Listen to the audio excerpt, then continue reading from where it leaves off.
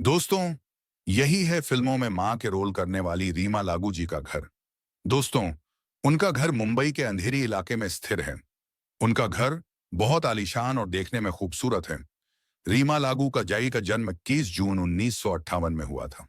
वह एक भारतीय अभिनेत्री थीं, जिन्होंने हिंदी और मराठी सिनेमा में काम किया। उनका करियर मराठी रंगमंच से शुरू हुआ और बाद में वह हिंदी फिल्मों में मां की भूमिकाओं के लिए प्रसिद्ध हुई। रीमा लागू की मां का नाम मंदाकिनी भदभड़े था, जो खुद भी मराठी थिएटर की एक जानी मानी अभिनेत्री थी।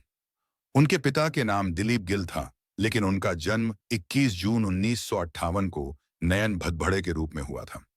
उन्होंने अपनी मां से ही अभिनय की प्रेरणा ली थी।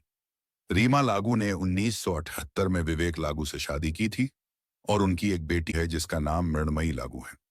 वे पति पत्नी के अलावा मंच अभिनेता भी थे और बाद में दोनों अलग हो गए। नेगुए नरीरी लेकिन उन्होंने अपनी बेटी की परवरिश अकेले की। रीमा लागू का फिल्मी करियर मराठी थिएटर से शुरू हुआ और उन्होंने कई हिंदी फिल्मों में मां की यादगार भूमिकाएं निभाईं। उनकी कुछ प्रसिद्ध फिल्मों में मैंने प्यार किया, हम आपके हैं कौन, कुछ कुछ होता है, हम साथ साथ हैं और वास्तव, द रियलिटी शामिल हैं।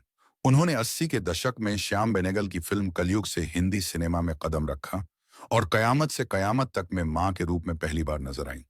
उन्होंने सलमान खान, शाहरुख खान और संजय दत्त जैसे कई बड़े अभिनेताओं की मां का किरदार निभाया। फिल्म वास्तव द रियलिटी में संजय दत्त की मां की भूमिका के लिए उन्हें सर्वश्रेष्ठ सहायक अभिनेत्री का फिल्म फेयर पुरस्कार मिला। मां की भूमिकाओं के अलावा उन्होंने आक्रोश में एक डांसर और ये दिल लगी में एक व्यवसायी महिला के रूप में भी काम किया।